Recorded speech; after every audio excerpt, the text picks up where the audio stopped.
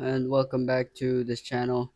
My name is Muhammad, and today we are talking about a brigade in the Union Army known as the Irish Brigade. The Irish Brigade was an infantry brigade consisted of predominantly Irish Americans having the size of five regiments: the 69th New York Infantry, 63rd New York Infantry, 88th New York Infantry, and 28th Massachusetts Infantry Regiment, and 116th Pennsylvania Infantry. When the Civil War erupted, Colonel Corcoran, who led the 69th New York Infantry, was in the process of being court-martialed because he refused an order to parade his regiment for the Prince of Wales during the latter's visit to New York City. However, the charges were dropped when the war started, as the army needed as many men as possible,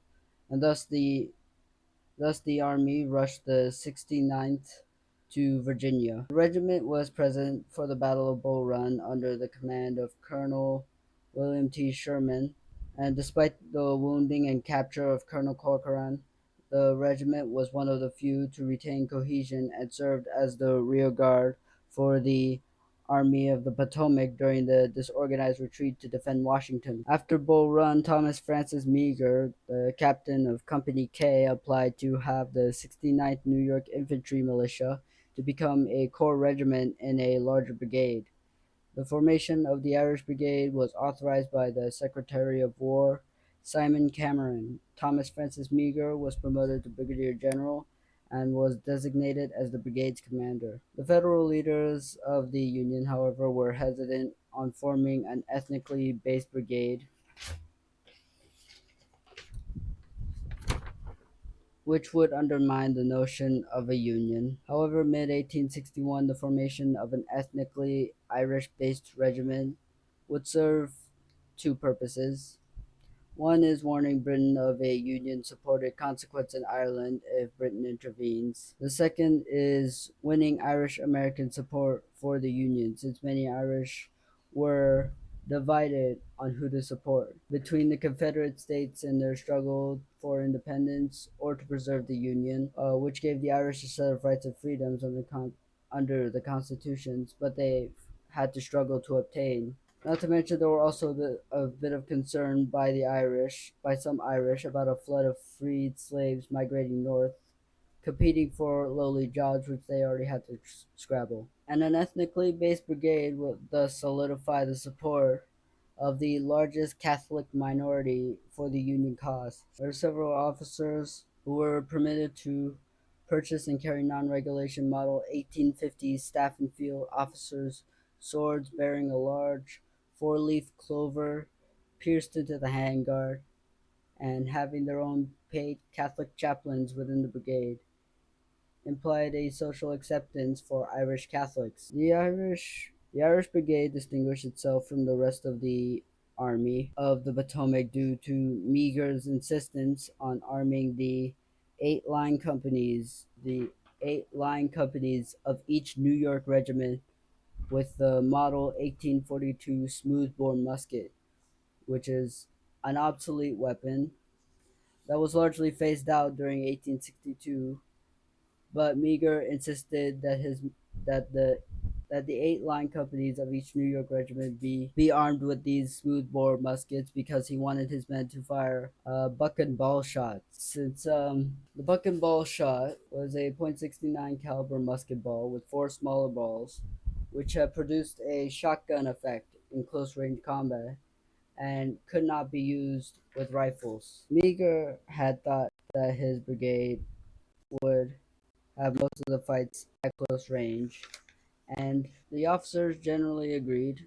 His officers, however, over time they would realize that warfare was being done at farther ranges now, like have distances of up to like 200 yards with the rifle. Before the brigade could be raised to full five regiments, as a ninth grade, it was called to battle. Massachusetts had intended to provide an Irish regiment, but sent the 29th, which was mainly Puritan. Now, in March 1862, the brigade composed of only the 63rd, 69th, and 88th New York regiments, and it was assigned to Major General Edwin V. Sumner's division in the Army of the Potomac. As the Second Brigade in the Army of the Potomac as the Second Brigade, and shipped to the Virginia Peninsula. And while the Army of the Potomac crept slowly towards Richmond, a fourth regiment would join the brigade, which is the 29th Massachusetts. Puritans are now Massachusetts had intended to provide an Irish regiment, but due to the fact that the 28th Massachusetts was not yet complete, they sent the next available unit, which was the 29th. And the 29th, the 29th wasn't exactly fond with working with Irish. However, despite their different backgrounds, the 29th Massachusetts and the rest of the brigade fought well together. The total casualties for the Irish Brigade during the Peninsula Campaign were 493, and after Malvern Hill, the Army of the Potomac languished at Harrison's Landing on the peninsula, and Meagher gained permission to recruit in New York to replenish the brigade's losses, while other units were transferred to Northern Virginia during the summer of 1862 to fight under General John Pope. The Irish Brigade remained on the peninsula with General George B. McClellan. After Pope's defeat at the Second Battle of Bull Run, General Robert E. Lee took the offensive, moving into Maryland. McClellan and the remainder Army of the Potomac were rushed north. The brigade's new recruits, approximately a tenth the number that Meagher had hoped to raise, joined the unit at Tenallytown, Maryland, in time to march in pursuit of the Confederates. Then, on September 17, 1862, the Union and Confederate armies would meet at Sharpsburg, Maryland, in the Battle of Antietam. Command confusion led to the disjointed use of the Second Corps, and instead of supporting renewed assaults on the Confederate left at the West Woods, the Irish Brigade found itself facing the center of the Confederate line, entrenched in an old sunken farm road, and the brigade again acted conspicuously, assaulting the road, and referred to after the battle as Bloody Lane. Several Irishmen would be awarded the Medal of Honor for dismantling some fence rails under fire, because although unsuccessful, the brigade's attack gave supporting troops enough time to flank and break the Confederates' position at the cost of 60% casualties for the Irish Brigade. And during this battle, the outdated Springfield muskets came in use when they used the buck and ball, which turned the musket into a shotgun, which was very effective at close range. The Irish Brigade would face its most severe battle at Fredericksburg, where its fighting force was reduced